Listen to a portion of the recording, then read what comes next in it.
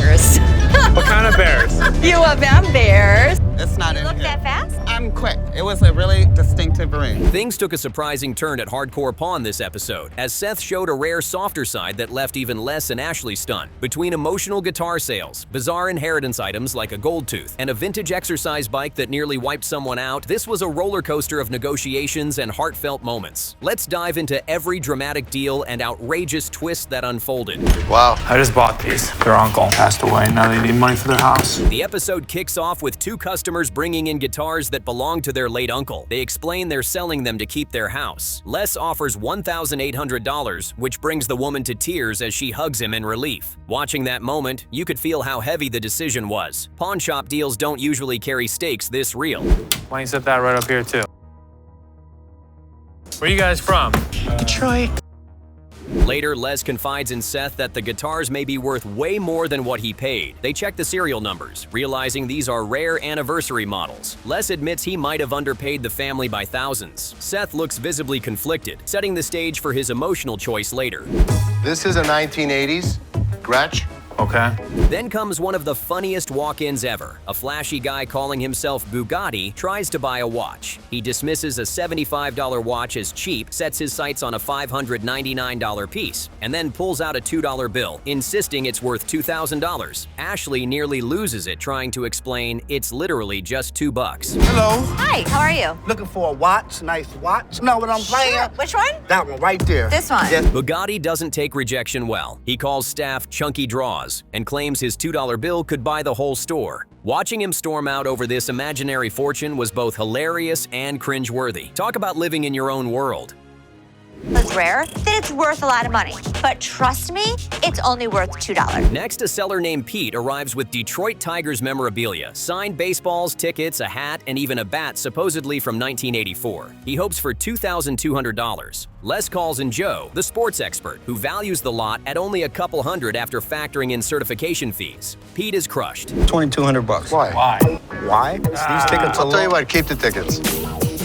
Negotiations stall quickly. Pete drops to $700. Les counters at $200, but no deal is reached. The highlight? Everyone joking about how Pete and Les look like long-lost brothers. Honestly, it was eerie how alike they seemed. It nearly overshadowed the negotiation itself. Right, thank you very much.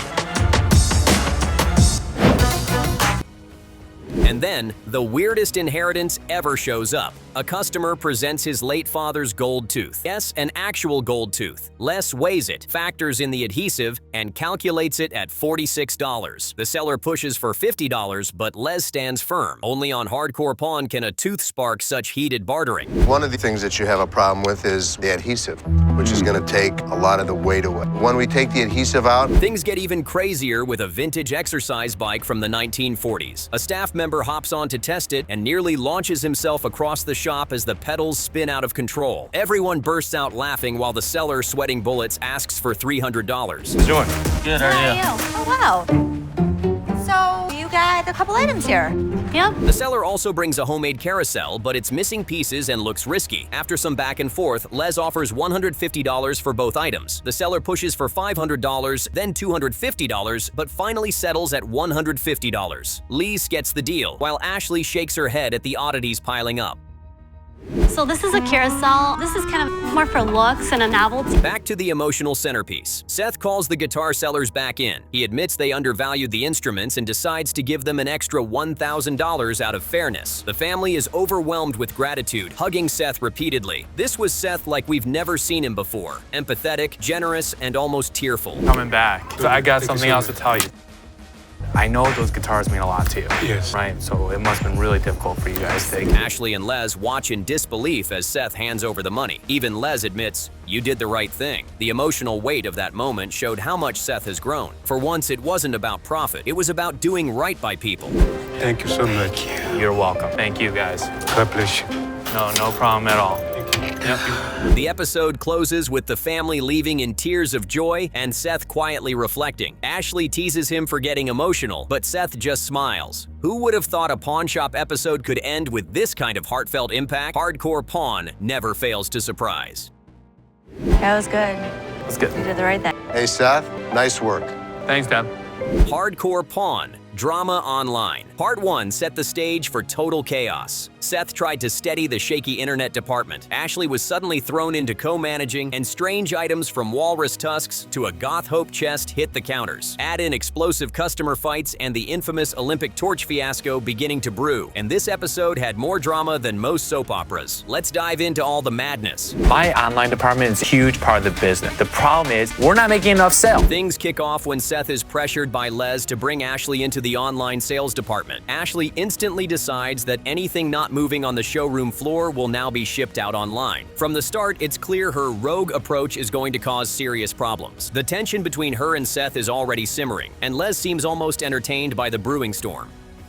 You guys got a sec? Sure. There's a problem. So I'm running the figures from the internet department, and usually they're... The first notable item is a set of massive University of Michigan teddy bears, life-sized plush mascots that look like they belong at a tailgate party. The seller asks $600, but Seth plays hardball. After pushing down to $300 and refusing to budge, the seller finally gives in, just to be rid of the oversized bears. Seth grins, convinced Wolverine superfans will buy them online instantly. I'm a huge U of M fan. There's 400,000 living alumni right now, and at least one of them is gonna want these things, besides me. How much are you looking for? Next comes a heated negotiation over a wedding ring. A woman says it was from her ex-husband and demands $3,000, but Les quickly points out a chip in the stone that lowers the value. When the jeweler estimates under $1,000, she explodes, screaming that they're scamming her. Her daughter joins in, and the argument nearly turns physical before security intervene. This was pure hardcore pawn chaos at its finest. I have a ring that I want to pawn. His daddy left me and I need some money. How long were you married? 13 years. Ashley, meanwhile, charges full steam ahead with her online plans. She takes a signed Steelers helmet, a supposed Picasso, and even an Olympic torch straight from Seth's office to be listed online. Seth is furious, but Ashley insists unsold items are wasted money. She has no idea she's just set off one of the biggest disasters in shop history. What do you think you're doing with that? Seth to me put it online to sell. Really? Really? Okay. Later, a seller brings in a custom-built mini tugboat, originally priced at $8,500. He now wants $4,500. Les notes it has no motor, no stereo, and fading paint. The seller eventually drops to $1,200, but Seth won't go above $1,000. No deal is made, and the seller leaves disappointed. Watching Les explain why novelty boats just don't sell in a pawn shop was classic. Good, how are you guys? Good. Awesome. So what brings you in today? Ashley celebrates her first online victory when the Olympic torch actually sells for $1,200. She cheers, convinced her system works, but as we know, the torch will become a nightmare in part 2. For now, though, she's proud and even taunts Seth about her success. Sold it? Gone? Yeah, baby. Yeah. Do we ship it out? We're shipping it out right now. Next up, the strangest inheritance collection ever. A seller presents walrus penises, petrified and mounted like trophies. Les and Seth can't stop laughing, making jokes about baseball bats and hard-ons, but the seller swears they're worth $600 each. After looking them up online, Seth finds they aren't moving at anywhere near that price. He offers $100, but the seller storms out in disgust. It's a very unique item, and you're not going to find it anywhere. Baseball bat? These are walrus peni. Things get spookier when a goth man wheels in a carved wooden hope chest designed for a goth bride. He claims it's one of a kind and wants $1,000. Ashley points out the wood is warped and damaged, offering $200. After some tense haggling, she bumps it to $250, and the seller accepts. Ashley beams, thrilled with her first big in-store negotiation win. For a goth bride-to-be. Oh, for a goth bride. Then comes another explosive confrontation. A man insists he should be able to buy a PlayStation 3 for $70, since that's what other pawn shops charge. Seth explains they go for at least $100 there, but the customer refuses to accept it. He shouts, challenges security, and is eventually dragged out while threatening to beat people down. All this over a video game console. How much are your PlayStation 3s? How much you want to spend? I got $70.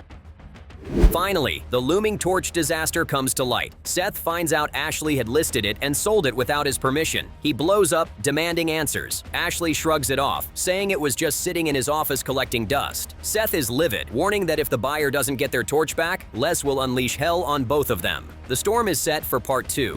We had an item that sold online, and we just got an email back that the item might be lost. The episode ends on a cliffhanger, with Seth furious, Ashley unapologetic, and the $1,200 torch already out the door. The tension is sky high, and the sibling rivalry is about to erupt in full force. This was hardcore pawn drama at its absolute peak. Because it was collecting dust in your office, and I knew that it could make money. Didn't I tell you?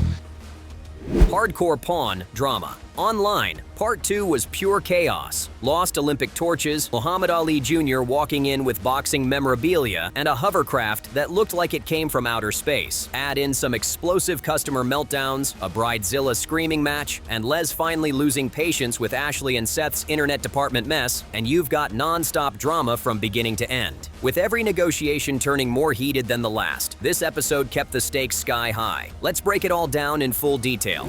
Tracking it right now. Today would be good. Ash. Things heat up fast when a customer marches in trying to pawn what he proudly calls an antique crystal rosary. He insists it's been passed down through his family for generations, giving it sentimental value, but Les isn't swayed. He bluntly explains that without gold or diamonds, it has no real pawn value. That truth sends the seller into meltdown. He demands a deal, calls the staff blind to antiques, and storms toward the door. On his way out, he postures at security and loudly calls the store fake. The entire scene was pure pawnshop drama gold. I'm trying to get a nice deal on my antiques. Then comes one of the wildest items the shop has ever seen, a custom-built 14-foot hovercraft. The seller brags about racing it in world circuits, proudly claiming it can cruise on water, snow, pavement, basically anywhere. Seth can't resist trying it and comes back from the ride grinning like a little kid at an amusement park. The seller wants $12,000 for it, but Seth immediately counters at $7,000. It's a huge gap, and while negotiations stall quickly, watching the hovercraft zip around outside the shop was a once-in-a-lifetime spectacle. Good, how are you? What do you got? A 14-foot hovercraft racing machine. The seller refuses to back down easily. He emphasizes the years of effort, the specialized construction, and how bulletproof the materials are. Seth and Les, however, remain cautious, pointing out that very few pawnshop customers are walking in looking to buy a hovercraft instead of a regular car. The tension builds as the seller insists he deserves top dollar. When no middle ground can be found, the deal collapses. Still, the sight of Seth trying to handle negotiations after such an exciting test drive was hilarious.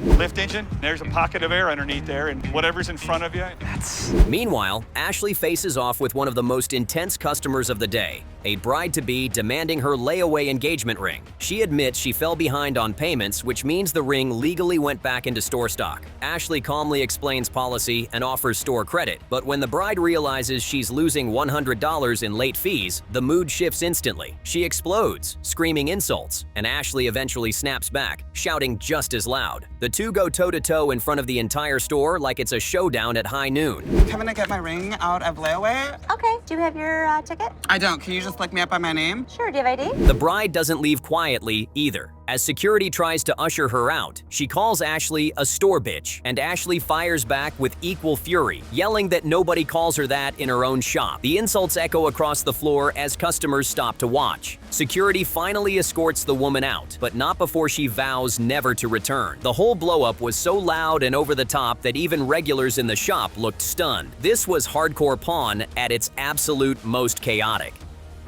See if your item is still in the showcase. You're gonna give me my full $1,000 store credit? No, so what we do is we take 10%. That's not. Next, the jaw-dropping surprise. Muhammad Ali Jr. himself walks in, carrying boxing gloves and a robe he claims belonged to his legendary father. Les is instantly starstruck yet still skeptical. It sounds almost too good to be true. The seller starts at $2,500 but gradually drops all the way down to $600. After some back and forth, Les secures the memorabilia for $500. When the seller presents ID and a birth certificate confirming he really is Ali's son, Les looks like he can't believe his luck. The moment felt surreal. The son of Muhammad Ali in my store. Are you kidding? Ashley finally gets a calmer break when a woman arrives with a collection of Lenox China horses. Each one is delicate porcelain, trimmed in 24-karat gold, though some are chipped and missing paperwork. Ashley carefully inspects them, noting the flaws but also recognizing their value to collectors. The seller pushes for $300, but Ashley counters at $190. After some tense haggling, they settle at $215. For once, it's smiles all around, a rare peaceful moment sandwiched between explosive drama. Do you collect these horses? I did for my daughter. Yeah, we decorated her room with it when she was about 5, and now she's just grown. Then comes another meltdown, this time from a guy who storms in with a PSP handheld console and 2 games. He explains he ran out of gas in the parking lot and demands $150 just to fill his tank. Seth calmly offers $40, but the man absolutely loses his temper. He shouts that he's not leaving without his $150, threatens to camp inside the store, and fights as security moves to escort him. The absurdity of someone pawning video games for gas money while causing a massive scene was peak hardcore pawn. I got a PSP and 2 games right here. Let's see what you I ran got. out of gas in the damn parking lot. How much does it cost to fill up your tank? The chaos spills into the parking lot where security literally pushes the man's car toward the gas station while he continues screaming. Watching him yell about not going anywhere while his car is physically rolled away was both hilarious and ridiculous. Seth shakes his head, clearly exhausted by the madness, while Les mutters that pawn shops see everything. This bizarre moment perfectly sums up the unpredictability of the business. Oh, man, get my game, man. Think I'm playing with y'all? What? But the real explosion happens when Ashley learns the Olympic torch they sold online was destroyed by the shipping company who claimed it was flammable. Ashley is devastated, Seth is livid, and the finger-pointing begins immediately. Seth blames Ashley for ever listing it online. Ashley fires back that Seth never trained the internet staff properly, and the shouting escalates. Les storms in, red-faced, declaring he's officially had enough of both of them. That's not the shipping company. And? What's going on? We can't get it back. What does that mean we can't get it back? The siblings continue trading barbs, each blaming the other for the disaster, until Les cuts them off with a thunderous declaration. Neither Ashley nor Seth will run the online department anymore. Les announced he's taking full control back himself, claiming he's the only one who can make it profitable again. The torch fiasco didn't just cost them money, it reignited a fierce family power struggle right in the middle of the showroom. Well, I think Dad would like to know, because of you, there's a piece of American history getting destroyed. The episode ends with Les storming off, Ashley still defensive, and Seth caught awkwardly in the middle of the feud. The destroyed Olympic torch wasn't just a piece of history lost. It became the spark that pushed the Gold family's fragile business dynamic into full-blown chaos. Hardcore Pawn proves once again that in this shop, deals are never just about money. They're about trust, family, and drama that never quits. Doesn't even go out to the buyer. Now it's destroyed. Does that mean we don't get the money? That means we don't get the money. Hardcore Pawn, Seth's Gamble. Part 1 was packed with shocking negotiations, strange items, and a massive risk that left Les fuming. From snake wine to swords, platinum that wasn't really platinum, and Seth's secret $7,000 card gamble, this episode had everything. Let's dive into the biggest deals and the chaos they caused. Price, $6,000. Bidding ends in 5 minutes. I want to bid. Do we want to discuss this with Les first? Things start with a bizarre offer when a seller brings in Vietnamese snake wine. Inside the bottle, a scorpion and a cobra. He wants $200, claiming it's a miracle cure for vibrant adult life. Seth and Joe joke about it, but when the seller dares them to drink it, Seth backs out. The negotiation tanks at $50 and everyone leaves grossed out by the idea of sipping snake juice. Feel like that. What you got? Vietnamese snake wine. This is a cure-all. Earlier, Les deals with a seller trying to pawn used Chinese hair extensions, insisting they're the same kind Beyoncé wears. She asks $1,000, but Les shuts her down immediately, citing health department rules. The woman tries to argue they could just wipe it down, but Ashley stands firm. The customer storms out, frustrated that her wig hustle failed. I was wondering if you could buy it for me. It's Chinese Bohemian hair. It's who? Chinese Bohemian. Meanwhile, Seth sets his sights on a massive online auction. Nearly 900 rare sports cards, including Babe Ruth relics and Michael Jordan autographs. The lot is priced at $6,000 with bidding closing in minutes. Ignoring Les, Seth jumps in and wins the collection for $7,000. He's thrilled, convinced they'll double or triple their money. You can twerk it all the way out. Gorgeous. What's up, Joe? I want to talk to you about something. Go ahead. Seth later brags to Joe about the haul. Together they sort through gems like a Mickey Mantle postcard and a Babe Ruth jersey relic. Joe is amazed, calling it a jackpot. But Seth admits his dad knows nothing about sports cards, so he plans to start flipping them online before Les can intervene. It's a risky gamble with big stakes. How are they looking? They look good. They look real good. I'll show you these first. Mickey Mantle. Back on the floor, Ashley faces a furious woman claiming her platinum and onyx bracelet is worth $3,500. Ashley inspects it and reveals it's fake, painted metal with no real stones. The woman explodes, calling Ashley names and accusing her of lying. Security steps in as Ashley holds her ground. When something's platinum, it's really heavy. You sure? Yeah. Let me see. Another example of just how heated fake jewelry confrontations can get. In another wild walk-in, Les meets Big Steve, who brings 2 European cavalry swords, one stamped with a Russian seal. Steve asks $500, but Les points out missing parts and damage. They haggle down to $200, which Steve reluctantly accepts. Les grins, knowing even damaged military memorabilia always finds buyers. A good part for a sword swallow. Yeah. So, how much you want for these things? For the both of them together, I'm gonna try and get 500. The strangeness continues when Seth deals with a seller who bought powerbalking stilts, spring-loaded jumping shoes. He paid $300 and asks $200 back. Seth tests them out, wobbling dangerously before realizing they're a lawsuit waiting to happen. He offers $50, the seller won't budge below $125, and the deal collapses. Seth jokes he prefers solid ground. Good, how are you? I'm Seth. Hi, Seth. I'm Lisa. Lisa, nice to meet you. Nice to see you, Ethan. What's up, tall guy? How you doing? Obviously, you want to do something with those. Oh yeah, I'd like to sell these today. Ashley then lights up when a dance studio owner brings in a massive parade dragon head from Japan. The seller wants $350, saying it was used in performances. Ashley tries it on and jokes about dancing through the shop. After haggling, she grabs it for $85, proudly saying it's going straight to the prop section. Wowie! Tell us about it. I own a dance studio. Tension peaks when Les discovers Seth's $7,000 charge on the company account. He storms into his office, demanding an explanation. Seth defends himself, insisting the cards are an investment and that they've already sold $1,000 worth. Les explodes, calling the online department his responsibility, not Seth's personal playground. Do me a favor, sit down for a minute.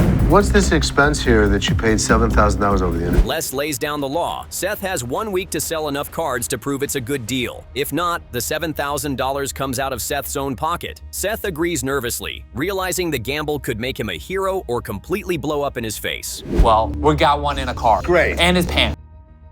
The episode ends with Seth staring down boxes of cards, determined to prove himself. Ashley shakes her head, convinced Seth's ego is going to cost them dearly. Les mutters that risks like this are why he runs the business, not his kids. The gamble is on, and the fallout is just beginning. You have a week to sell it. A week? Hardcore Pawn, Seth's Gamble. Part 2 brought non-stop tension and some of the craziest negotiations of the season. From zombie-killing swords and minion costumes to vintage cars and Seth's make-or-break baseball card deal, the drama hit a boiling point. Let's break it all down. What's this expense here that you paid $7,000 over? Baseball cards. Things open with Les grilling Seth about the $7,000 card purchase. Les reminds him he has until the end of the day to sell, or the money comes out of his own pocket. Seth insists he's making progress, but Les warns that excuses won't pay the bills. Hello. How you doing? Put this one online for $400. Put this one online for $500. A seller then walks in with a massive zombie-killing skull sword. He claims it came from a Halloween display and wants $250. Ashley laughs while testing the weight, but Les lowballs at $50. After heated back and forth, they close at $60, leaving the seller relieved just to get it out of his house. Literally kill somebody. Yes. Yes. So, Why do you have this? last year after Halloween, guy was getting rid of his Halloween display. I made him an offer and I bought the whole thing. Next, a furious man storms in demanding a refund for a broken compressor. He claims it died in under a week, but Les points out the receipt clearly said as is. Les also proves the customer put straight gas in it instead of the required oil mix. The customer refuses to admit fault, and Les throws him out empty-handed. You said you didn't test it. It's a 7. You said you tested it. Make the battery pack. It worked with a lot. This is bull. Meanwhile, Seth scrambles to move the cards. He directs Joe to blast emails to collectors, calls buyers, and pushes sales online. They've sold about $2,500 worth, but it's far short of what Les demands. The clock is ticking, and Seth feels the pressure mounting. Most of them are limited edition. A lot of 1-of-1s, a lot of 1-of-5. So number 1. In one of the funniest moments, a seller brings in a full-size Minion mascot costume from Despicable Me. Bobby J tries it on, stumbling around blind because the eye holes don't line up. The store erupts in laughter, but when the seller asks $400, Les only offers $100. After haggling, the seller finally accepts, and Bobby J gets to keep clowning around. You don't watch kid movies? A Twinkie? Genuine Minion costume. It's from Despicable Me. It has the pants, the shoes, and it's got a built-in fan. Then comes a big-ticket moment when a man pulls up in a pristine 1962 Oldsmobile Starfire convertible. He asks $38,000, insisting it's one of the nicest left in the world. Les admires it, but says the real value is under $20,000. The seller won't budge below $28,000, and after some banter, even joking about whether the girl in the old photos comes with it, Les passes. What you got? I'm here to sell my 62 Oldsmobile Starfire convertible. There's only about 115 left in the world, and I believe I have one of the nicest ones. Back inside, a fiery confrontation erupts when a man accuses the shop of selling him a rabbit scarf instead of chinchilla. He doesn't have a receipt and explodes, yelling that he spent a grip of money. Security steps in as he demands his cash back, but Les stands firm. The man storms out swearing revenge, leaving everyone shaking their heads. That was a lot of cash, a lot of money. Okay, how do you know it's rabbit? Because my girl told me it was rabbit. I took it home. She threw it back at me and told me this ain't chinchilla, this is rabbit. Finally, the episode builds to the big negotiation. Seth meets with a serious collector about the entire card lot. Seth highlights Babe Ruth relics, Magic Johnson 1-of-1s, and Kobe Bryant autos. The buyer offers just $4,000, but Seth holds strong, pointing out 5 cards alone are worth more. After heavy back and forth, they settle at $12,000. Will Chamberlain, 1-of-1. Kobe Bryant, not another one like it. These are really nice cards. What are you looking to get out of all these cards? Right, so I'm looking to get... Les congratulates Seth, admitting he pushed him hard to prove himself. The $12,000 deal turns Seth's gamble into a major win, and even Les admits he's proud. Seth grins, asking if he can keep the profit, but Les laughs, saying he'll see some of it eventually. The episode closes with Seth's risk paying off, at least this time. You got a deal. All right, that sounds 12,000. great. Thank you very much. Wrap them up. All right. Thank you very much. You saved the day. All right, hey, thank Seth's you very ass much. was on the line. Was You it? saved All right. And that's the only reason you got it so cheap.